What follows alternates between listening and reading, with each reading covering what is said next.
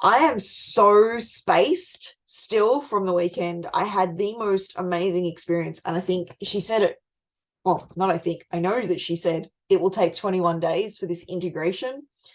And yesterday I wasn't really like I had a really pleasant time and it was calm and it was lovely. Today I am tripped out of my brain just on the high of the course.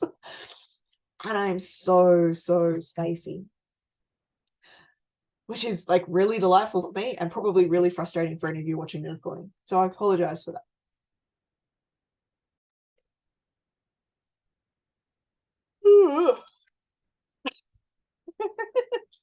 I'd get that done before the recording started.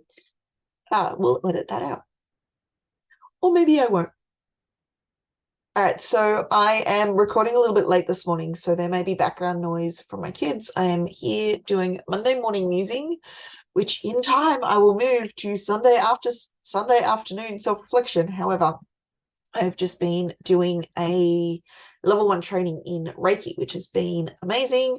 My body is in a weird space, and the emotional release that I think the person doing the thing on me yesterday was a little bit disappointed that I didn't get that in the session. This is something to be so aware of as coaches, healers, course creators. Often we plant the seed and it grows. I expect this is going to grow for a little while. But yeah, so I'm, whoa! That would be my cat. If you're going to jump on me, you have to say hello to the camera. This is Princess. She is mischief, and she just jumped on my lap. All right. So apparently we're going to do Monday morning reflections with the Princess cat today. You got to be quiet though. Shh. So yeah, so I've been doing Reiki training. I was trying to convince myself to get on to do this. I've now convinced myself to get on. The cat has come to snuggle. She was apparently locked outside, and the other big mean cat was stopping her from getting in, which is not our big mean cat, it's somebody else's big mean cat, but it has adopted us at the moment. So reflections. Let's start with menstrual cycle. I am coming into ovulation. I'm feeling the scatterbrainedness of that. I took a day off over the weekend from my temperature, but I am still I didn't actually even look at where my temperature was today. I know energetically I'm in follicular, moving into ovulation. I am quite tired and still patting this cat. I could probably curl up and go to sleep right now. However, I will do reflections. I will put the cat down in a second. What else have we got going on? So yeah, so ovulation, premenopausal weirdness with that. It's sheet change week. And then let's look at the transits. Actually, let's look at gate 33 first. So one of the things that came up over the weekend, we drew, I'm just going to put the cat down. We drew, and they were chakra. They were a beautiful deck, drew chakra cards. And the first one I got, I didn't really resonate with until I caught sight of the number. And the number on it was 33, gate 33, which is, so I googled it, and this is clearly one of my own blocks. So gate 33 for me is in one of the nodes. At some point I'll learn the difference between the north and south node. I'm going to guess it's the north node. It's at the top. I apologize for the noise background. I don't know whether you can hear the cat scratching or not. So it is in my environment. It has a huge play on how I interact. So the sun and the earth play out massively in our personality and who we are. The nodes play into our environment. This goes into the variances. I'm not going to go into that today, but that's where they come from and where they play for. So for me, that's where gate 33 is. I have gate 33 line 4. And I did look that up last night. So this is why I know it is an area I need to grow, because my memory is normally amazing and I hold information. I am a sponge. I find it exceptionally easy to remember stuff. And this I cannot hold onto. So gate 33 comes out of the throat. It is about communication. And interestingly, it's kind of the flip. So it's the throat center down to the self or the identity, the direction, the love, the purpose center, the G center, which is kind of the center point of who we are and how we show up. So this is connected, and for me, it is connected through a channel. So I have both gate 33 and 13. I'll find 13 in a second. And what I've got right now in my hand, I'll share a photo of it. These are the Rave I-Ching cards by Linda Bunnell, and they have a very short description, which I quite like. I only need the short description of the gate. They have a key code down the bottom. They have what it is related to, and they have the lines. So one of the reasons I'm not going to add lines to my own cards is that I actually really like these cards, and I will use these as a companion to my own cards. So my cards have the pieces that I feel are missing from this, like the centers and the actual, what the I-Ching, it is there, the I-Ching, it's just on the other side, but it's hard to connect. So I want the I-Ching quite visible. I want to know what they are. So I am starting to learn that. So this one is 3 yang lines, which is heaven over mountain, I believe, and I'll check that in a second. This is what I'm saying. My ability to remember stuff, I'm pretty freaking good. Gate 33, it's a block, and a massive block. So I drew the card, and I said to the person teaching me, I don't like it. I know, I don't want this one. The second one I drew, I really fell in love with. It was an open book and was talking about tapping into the divine wisdom. I've got like a logo that once was that, and it just was beautiful. So I took a photo of it. I'll share it on the screen. And the imagery really spoke to me. And also in the moment when I drew it, there was a conversation I was participating in around the you're so smart, you're so intelligent. And I really, there's an accuracy to that. And this isn't me not owning my gifts. What I see myself as, or how I see myself, is as a conduit to the greater wisdom, to the greater good, which incidentally I think is the 13, which is the counterpart of the 33. So I'm just gonna find that. So it will be in the G center. Oops. G center 13.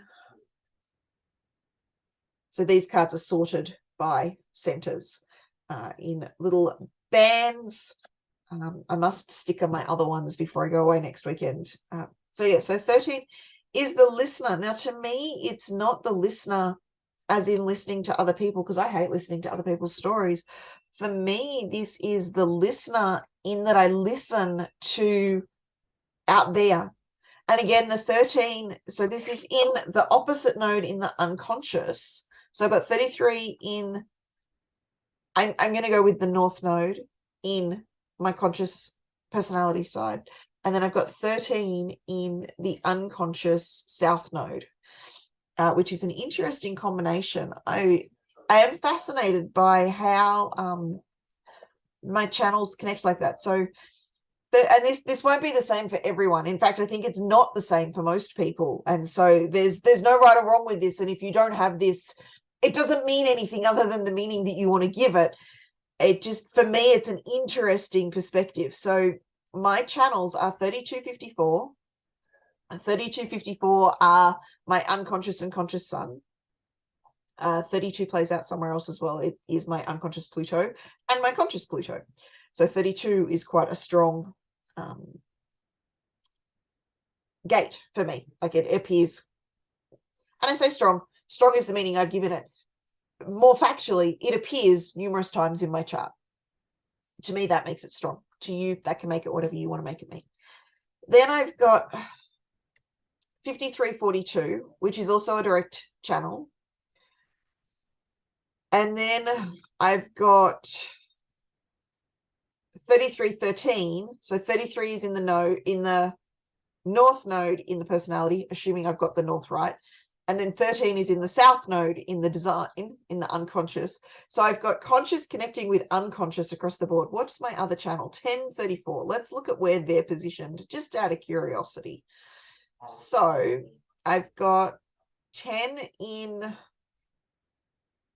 looks like a person, is Venus. And then I've got, good God. Okay, so I've got 10 in Venus and 34 in Mars. So again, to me, it's just this weird synergy kind of going on in my chart. And this constant, so Venus is feminine, Mars is masculine. This is masculine, feminine. And then I've got conscious and unconscious playing out. And again, there is no meaning in this except the meaning that we choose to give it. Now, people will tell you, and I was told on the weekend, I clearly don't understand human design because I refuse to follow their rules. I understand to some extent. There is elements that I don't understand, and I will openly acknowledge that. My understanding isn't what my level of understanding isn't what makes me disagree. My disagreement is what makes me disagree. So they were saying something, I don't remember what it was now. Oh, that we only have one type and that the aura is only one in it. And it was just this very rigid, dogmatic one way. Now, one of my core philosophies, if you haven't heard it yet, and if you have, you're going to hear it again, and you'll hear it again and again and again and again, is there is no one size fits all. There is no one way. And so anything that comes with this dogmatic, you have to do it my way, or this dogmatic, there is only one way and there are no other possible interpretations, I'm going to instantly arc up and rebel. Now, his response to that was, you clearly don't understand. I understood that piece of the conversation fully. I understand the teachings that Ra gave. I understand the philosophy behind it. I understand there's a whole pile of things that I understand. My lack of understanding is not what has me disagree. My understanding is what has me disagree. So just because somebody understands doesn't mean that they're not going to disagree. I digress. I think that's valid and reflects who I am. So yeah, lack of understanding wasn't the issue. It was lack of agreement, and I disagree. And no amount of understanding, I suspect, will change my mind on that, because I don't believe there is a one size fits all. I don't believe that we can be boxed into any level of generalizations through profiles. Profiles for me are a way of self-discovery, and then our own, and this is my line too, coming through, our own wisdom is what's going to happen and what's going to shape it. So the profile might say something, gate 33, I'm about to read through it. I will get there soon, I promise. It says stuff, but I'm going to read that, and then I'm going to either agree or disagree, and I'm good either way. And whoever's sharing it needs to be good either way from my perspective. There's going to be some things we resonate with. There's going to be some things we don't resonate with. And that's the same for you guys listening. If you're listening and you disagree with what I say, great. Go forth, do your thing, find your way. If you agree and it's insightful and it's helpful, great. Do your thing, find your way. Either way, I don't need the agreement. And I don't see disagreement as lack of understanding. I see it as holding our perspective. Now, there can be disagreement with lack of understanding. There can be disagreement with understanding. There can be agreement with lack of understanding. And there can be disagreement with lack of with understanding. All four of those are possible. There you go. There's my rant for the morning. Or there's one of them. We'll see what else comes out as I continue talking. All right, gate 33, you have the wisdom. I apparently have the wisdom to know when the withdrawal is necessary to transform weakness into strength and a deep need to be alone. It's starting to sink in, I'll acknowledge. I suspect, so yesterday I'm like, no, I don't, when I read this. Like, what are you talking about? Fuck off, that's not at all accurate. This morning it's seeping in a little bit more deeply. Now I don't understand the perspective they're coming from, and so maybe with a little bit more understanding my perspective of agreements or disagreements, but it didn't resonate. It really didn't resonate yesterday. This morning as I'm sitting with it, at gate 33, I have the wisdom to know when the withdrawal is necessary. I do indeed have the wisdom to know when the withdrawal is necessary. I do not always have the fortitude, and I don't know where that word just came from, but I do not always have the fortitude to follow through on that withdrawal. I may have the wisdom, but I don't always have the implementation to withdraw. And I find it very, very difficult sometimes. And so this is why when we look at gates, when we look at the strengths or the superpowers of our charts, we need to look at the whole chart, and we also need to be aware that this chart was taken. It's a snapshot of what was embedded, doesn't feel like quite the right word, but what was available to us in that moment of being born. So in the moment that I was born, gate 33 was activated by, I don't know, I just looked at that. Gate 33 was activated by the node, line 4, and that energy, when I took my first breath, that energy was what was going on in the world. And so that's what I breathed in from the neutrinos being fired off by all of the planets. So that is in me, and that is my first experience of this world, and that imprint is going to play out. And it's a node, so it's quite high up there. So the sun and the earth are massive. The nodes also play quite a significant part, and then it's kind of in descending order as we go down. But 33 is right near the top for me. It is huge. Now, that was given to me. That's there. I have the wisdom. And I do have the wisdom. I also have the conditioning that tells me to stand up and fight, the conditioning that tells me that withdrawal is weakness, as opposed to withdrawal comes from a place of strength. And so for me, there's deconditioning here. So as you read or hear your own interpretations and gates, know that, and you can choose whether it's true for you or not, but know that there is an opportunity to acknowledge that, yes, I have this wisdom. Yes, you have this wisdom, whatever that wisdom is. And I have 42 years of being told that retreat is bad. I've also, I don't know where it comes from, and I haven't tapped into it, but this deep need to be alone, for some reason, there's some shame attached to that. As I just attune myself to it, I'm like, I do have this need to be alone, but with it comes fear, guilt, and shame. I shared a bedroom with my sister until I was 13. When I got my own room, there was a lot of energy around that in the household that I transformed into fear, guilt, and shame. And so, yeah, this need to be alone, this need to retreat, to have privacy, that is very, very foreign to me from my conditioning. I believe it's going to serve me to reconnect with that. All right, there's 4 points here. I'm going to continue through them. So point number 2, you know from experience how important it is to complete a cycle and be humanely mature and richer in experience and knowledge. Yeah, I can let that settle this morning. And so this, I just want you guys to realize, yesterday I read this and my instant response was fuck off. So sitting with it, allowing it to come back, and allowing yourself, have that resistance by all means. Allow yourself to open to the possibility, and then make the decision.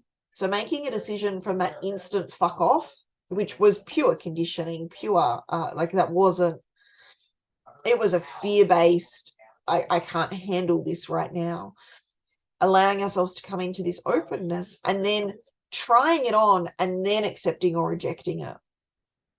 And so the conversation with that guy yesterday, I tried on his perspective. I really genuinely sat in it, and then went to, I don't believe that this is true. I don't believe this is accurate for me. And I don't know whether it's my manifestor generator. I see all elements of the types within us. I see possibilities for all of the strategies within us at different times. Yes, we will have a dominant strategy, but I don't think it is a one thing. I think the dogma around, it's like you're a generator, and therefore you can only respond. You can never initiate. You can never inform. You can never come with recommendations for others. It just feels too rigid. Predominantly respond and know what within you is wanting to initiate and inform, And don't shut that down. Any parts of us are there for a reason, and they need love, compassion, and acceptance, and to be reconnected back in. So where we segment and say, okay, well, my only role is to respond, I will never initiate. We create this separation within ourselves. Acknowledge there are parts of you, whether it's through conditioning or through the chart, that want to initiate or want to inform or want to reflect, and allowing space for all of that to come together, knowing that we do have a dominant one. We do have one that we're going to be more aligned with.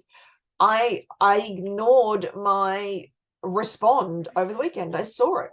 And then I'm like, okay. And so I ignored, and actually my response was actually in essence to retreat and do privacy. It's like, I'm just going to leave that. I'm going to ignore that for a moment. And I'll come back to it later. I came back to it with a head rather than a gut response, and it bit me in the ass.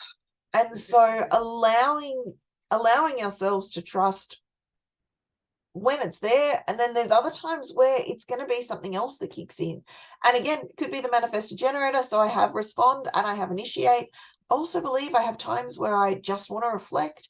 And I also believe I have spaces where it's not my job to initiate or respond. It's my job just to react, observe, contribute on some level, and then walk away again. And allowing space for all of that is really key. All right, so my point, I think, was allow yourself to sit with things and let them percolate. So yesterday, my fuck no was there. Today, I'm far more grounded and able to sit with it. So do I know from experience how important it is? Yes. Do I always do it? No.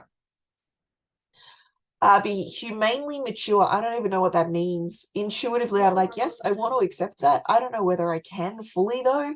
There are times where I'm exceptionally immature and I don't have richness and experience and knowledge, and yet there are times where I do. And so, yeah, I kind of flow in and out of that one. You are under pressure with Gate 33 to break with familiar traditions, conventions, and set out into the unknown. Now, that one, wholly and completely, I will accept. I clearly, by the time I got to reading that one yesterday, I was in such a space of resistance that I couldn't even hear it. Which again is why it's worth coming back sometimes. When we're in a space of resistance, it doesn't matter what it is or how it's delivered, we're just going to stay in resistance. And that's definitely where I was yesterday morning when I was looking at this. So I am under pressure. I don't know that I like the word pressure, but I am compelled. I have a deep desire to break with familiar traditions, conventions, and set out into the unknown. Absolutely, wholly and completely into the unknown. Listening to that, we talked about that. I think it was last week. I don't know where I was talking about into the unknown. I believe it was last week. Go back and watch last week's musings if you're curious. And the looking at the 7 ways we resist that, which incidentally I probably need to revisit. It is natural for you to reflect on and learn from the past and generate potential wisdom to share with others when invited. That when invited piece kind of loses me a little bit, but it is definitely natural for me to reflect on and learn from the past and generate potential wisdom. Absolutely, wholly and completely. I probably need to work on the waiting to be invited a little bit. All right, the not self quality of Gate 33. If you do not follow your strategy and authority, but base your decisions on your mind's command. This can cause you to be very resentful. Absolutely. You tend, yes, tend to isolate yourself mentally and to secrecy, which can negatively affect your life and relationships. I think I project that more into others to keep secrets, but then you share secrets of others that should not be shared, and pressure to look for love in secret. One's not quite resonating at this point. I'll explore it again. Again, by the time I got down here, I'd completely shut down yesterday when I was reading. So these are a new perspective. With Gate 33, you then mentally want to end a cycle hastily or throw, this is in the not self, throw something away and distress yourself and others. Interesting. All right.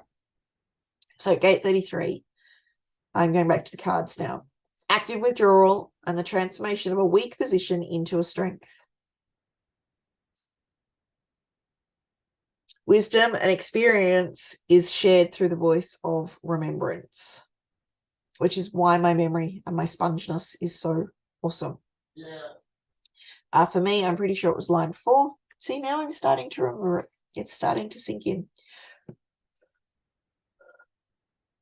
I'm just going to allow that to sink in a little bit more deeply. Yeah, so line 4 is dignity. So line 1 in this is avoidance, surrender, spirit, dignity, timing, and disassociation. It's an interesting progression, something that I will explore more deeply. I really love so I've got the 13 here, like the journey that they go. So 13, which is the companion to 33, the universal ideas and values in an ordered framework. Absolutely mine, could own that in a heartbeat. There's structures, systems, models, frameworks, color-coded spreadsheets. Absolutely. And they are the universal ideas. I don't want to do numbers in a spreadsheet. I want to do universal ideas and values in spreadsheets. Past knowledge of a cycle is accumulated as memory. Past knowledge of a cycle is accumulated. It's interesting that the cycles are through both of them. What I was looking at here, though, is this journey. So line 1 is empathy. Line 2 is bigotry. Line 3 is pessimism. Line 4 is fatigue. Line 5 is the savior. And then line 6 is the optimist. That is an interesting progression. This hierarchy of lines, somewhere, at some point. I am going to explore a hierarchy of language. Is one of my favorite things to play with. And so these just become a hierarchy of language. I'm going to pick out one more, as I say, at random, but it's really the one on top. So 45, which is from the throat to the ego, which again is my memory. So I can see the 45, I can see where it's headed. And I remember the framework. So this has got gathering together the natural and generally beneficial attraction of like forces. Generosity is the key to harmony in the community. Oh, not active in my chart, just as a side note. The gatherer, the ruler. And then the ascension here is canvassing, consensus, exclusion, direction, and leadership. Just tuning into if there's anything else in around this that I want to tap into. So yeah, so 33 is not active in the transits at the moment. It is simply active in me. I had said that I was going to look at it. So I'm going to put that away. Retreat is a space of dignity. I'm going to embrace that and see how that plays out. One of the things that I will say this, even if you don't buy into the human design ethos philosophy, how it's created, all of these are universal principles. Like retreat can be a space of dignity. That's a universal principle. Working out which ones you want to pick up. I find human design is a really great pathway to go down for that. But how you choose to engage with it's up to you. The principles here are great. And so these are all derived from the I-Ching, an ancient form of wisdom. It's not going to be for everyone. It's one that I quite like. So I-Ching, Tao Te Ching, but I also am a Christian and I read the Bible. And so there's all of these sources of wisdom available to us that we can tap into and choose what's going to work for you. And some of what I say, the Reiki course was the same thing. There's all of this universal principles that we get to choose which ones we're going to adapt into our lives and which ones just aren't for us yet or ever. And have a drink of water, and then I'm going to remember what my thought was of where I was headed next.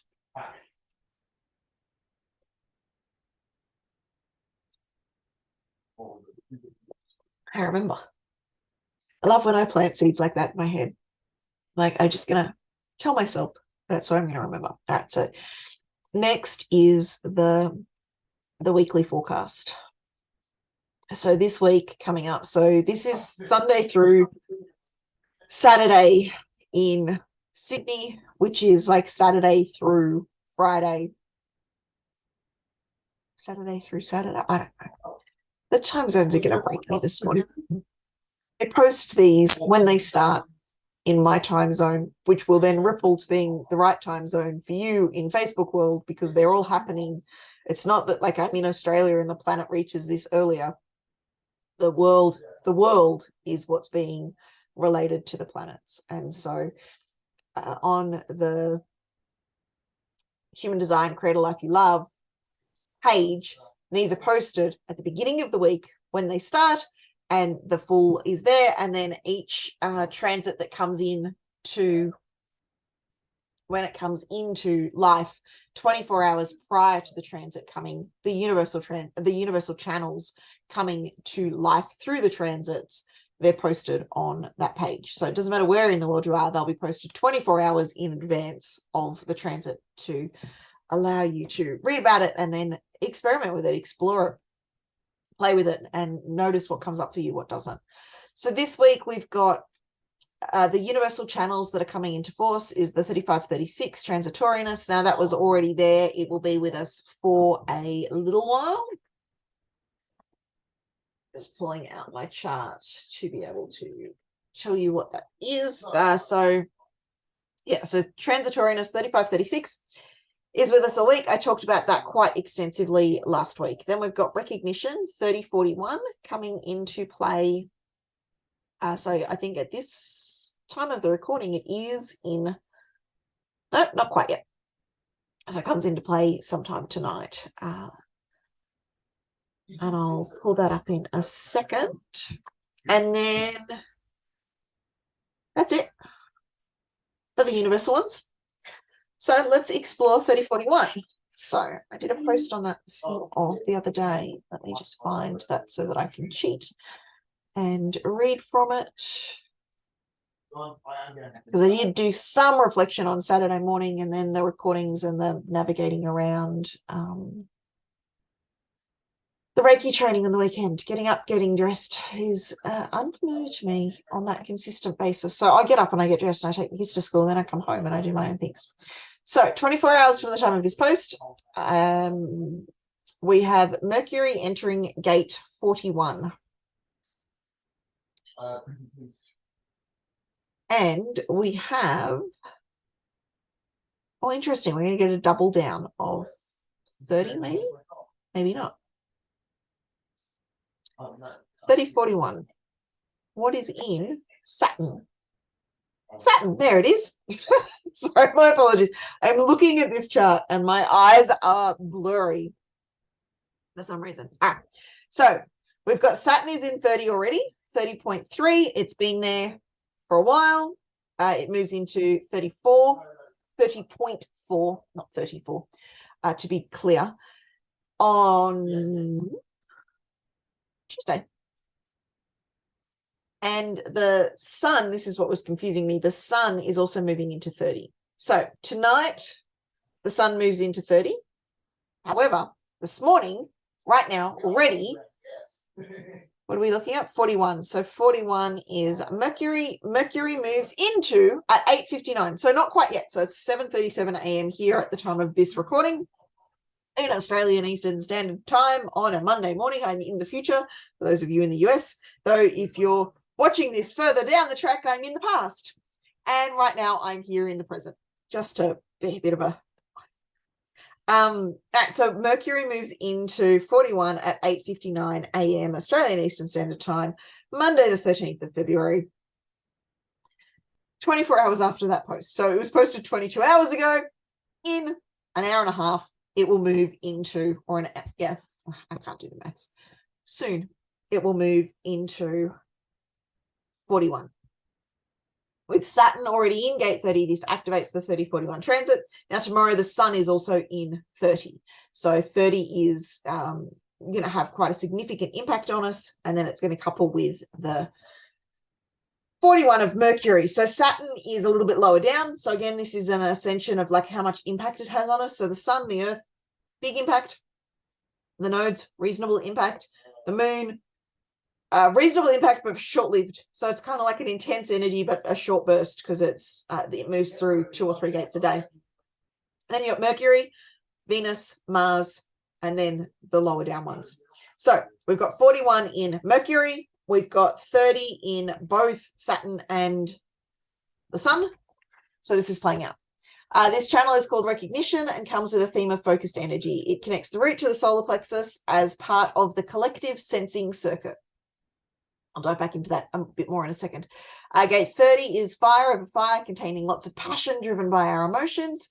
And gate 41 is mountain over lake, a grounded reflection looking from the highest point of earth into the sky, held within the root, the founding, I imagine that should say the grounding continues.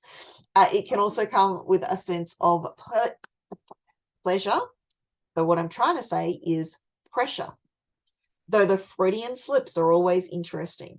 So it could come with a sense of pleasure as well. To summarize, this is a time of passionate emotional reflection, creating pressure.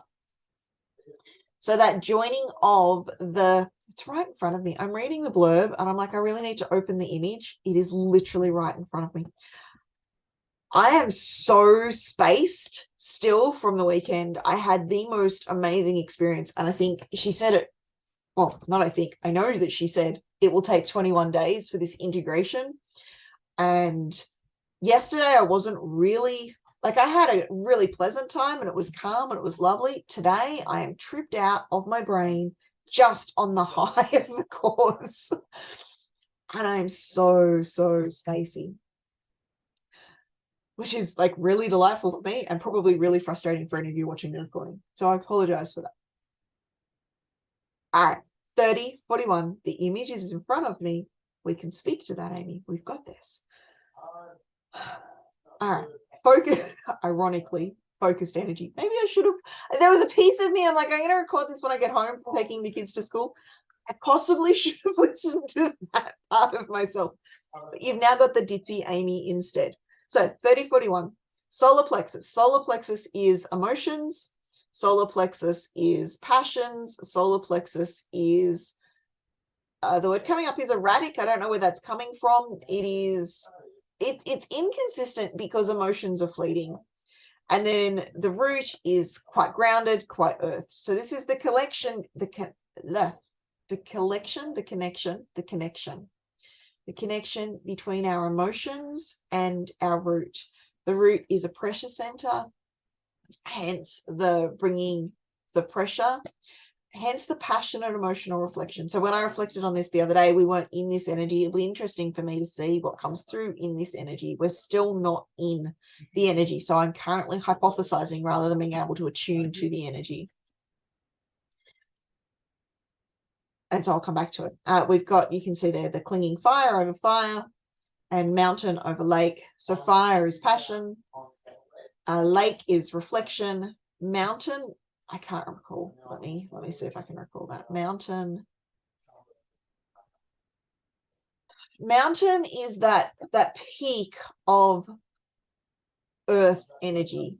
So it really is sitting, it's that just before you step into heaven. Mountain over lake provides an interesting little hexagram, which just caught my eye. And so does the fire over fire. I'm like, oh, look, they reflect each other. Of course, it reflects each other. It's the same element over the same element. So mountain over lake, you've got 3 yang lines, 3 yin lines, or we've got 3 yang, 3 yin, which is a balance of the yin yang energy. The foundation is quite grounded. I think this is where this groundedness was coming in. So you've got 2 yang lines, then a level of receptivity, and the top is a yang. So leaving out with that closeness, looking through those lines. So line 1 is investigation. Line 2 is self. Both of those are solid. Line 3 is experimentation. Line 4 is community. Line 5 is the teacher or the mentor, depending on the angle that you're looking from it through. But the person going out, they've taken the action, they've earned the right to be at that top.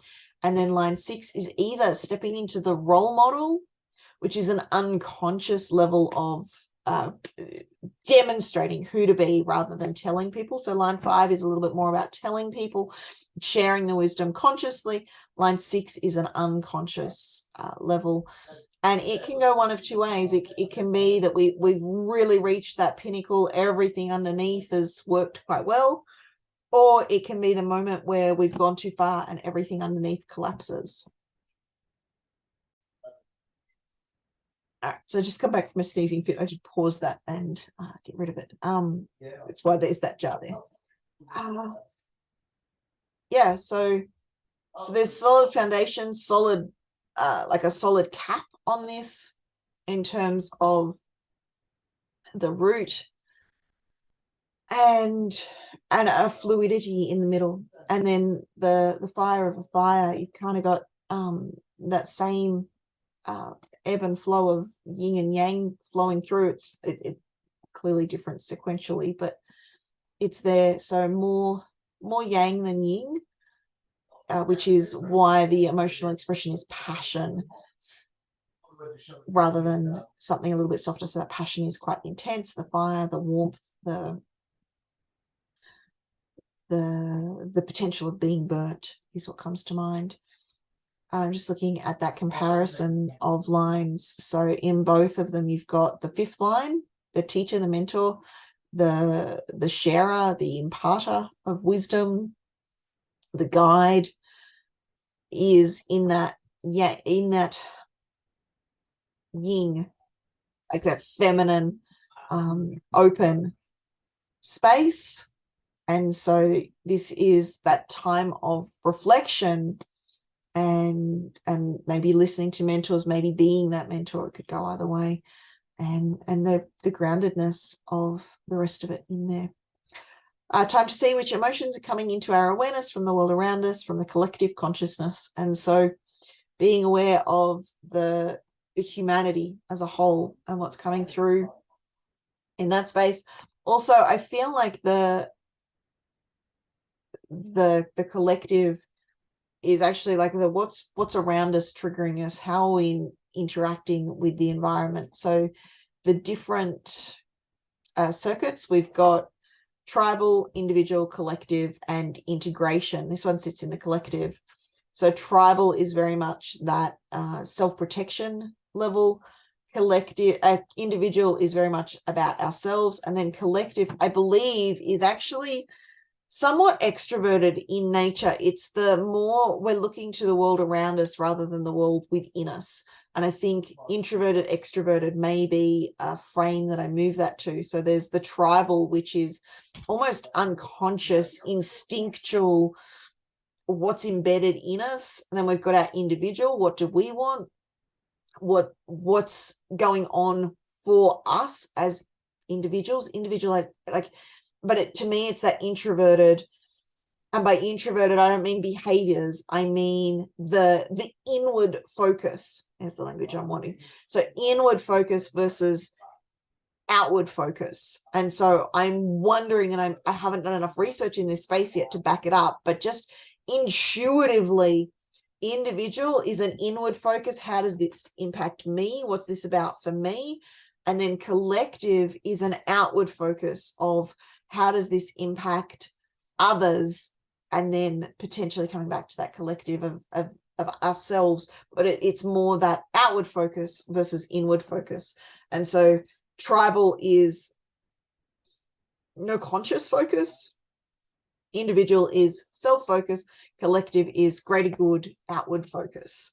And so introvert, extrovert in terms of inward and exward, it's not the word, but outward, that's the word I'm looking for, would be what I see coming up. So this isn't necessarily a time of passionate emotional reflection for ourselves. It's that passionate emotional reflection for the greater good, creating potentially that pressure to take action. So both of these are motor centers, and so there'll be action around this. There may be, because we've got the 35-36, what that creates is a full line up around, I believe the 35-36 is also a collective circuit. Just looking for a reference to confirm that for me. Yeah. So 41, 30, 36, 35 creates as direct a connection as we can get from the root up to the throat. And it's going through that emotion center. So there'll be, which is the sensing. So the intuition, I can't remember what they call that. I think it was abstract, collective abstract. Whereas this is going to be more grounded in, I see, feel, hear, touch, which is that sensing, and it's through the emotions. So it's or through the solar plexus, which contains the emotions, but it also contains our other senses. So visual, auditory. Well, the visual kind of comes further up, but it contains the touch. So it's literally feeling as opposed to emotional feeling. That's what I'm trying to say. So it'll be what we can taste, what we can smell, what we can touch, and then the other senses come in as well. So this is a direct connection. So 41 to 30 and then 36 to 35 is the most direct connection that we can get from the root to the throat. And then on the other side, we've got because you can get that same going up through the 58, 18, 48, 16, which is the abstract side of this collective circuit. And then there are two inner ones as well. I'm not going to go into all of that now. I trust there was something of value in there. My daughter just broke my state with, are we getting driven or bus? And I answered her and lost what I was bringing for you.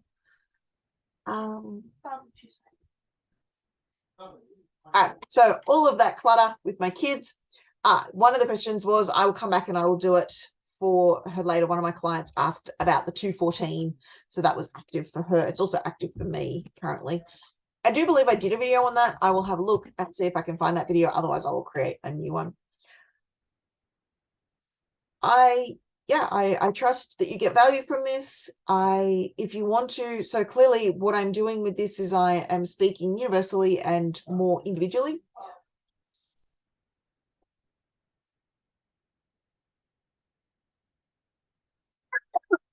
Excuse me. I'm speaking individually for myself.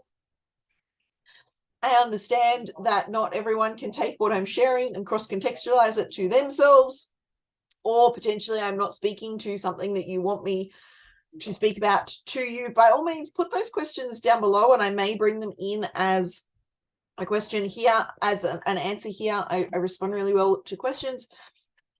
Even more though, if you're looking for a reading or you're looking for a way to learn more about my perspective on human design, there's lots of courses out there. There's lots of different ways you can Google and find a bunch of information. If you're just looking for any perspective, by all means, utilize the resources that are out there and available. If you're looking for my perspective, I do have a course that I'm building. There'll be a link for that down below.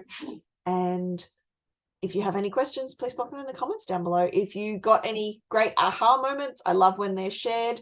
And yeah, I trust that you got some value and enjoy. I shall be back again next week with a musing of some sort, maybe Sunday self-reflection, maybe not, because I'm going away next weekend. So maybe another Monday morning musing. Those transit forecasts I did touch on. The other one that we probably need to touch on is the moons. So let's just do that very, very briefly. So just to share the moon forecast again, you can find more about this on my, excuse my itchy nose. I'm back. Delete. The moon transits. So this week we've got a lot going on in the moon transits. I will share that screen. You can access this. So the moon moves through all 64 gates in about 29 days. So in a week, we get through quite a lot. What my encouragement to you is to look at the moon. Actually, I'm going to do a whole other video on that, on how to leverage the moon forecasts. So look out for that link down below. And yeah, I trust you are going to have an amazing day or not. It is your choice, your call. And we get to choose how we create the life we love using human design as our guide, or anything else you choose. I am not limited to human design. It is one of my guides, one of many. Lovely to connect with you. Pop your comments below. Like, love, subscribe, all of those things. And yeah, if you want to hear more about my perspective on how we can create a life you love with human design, then consider signing into the course. Enjoy.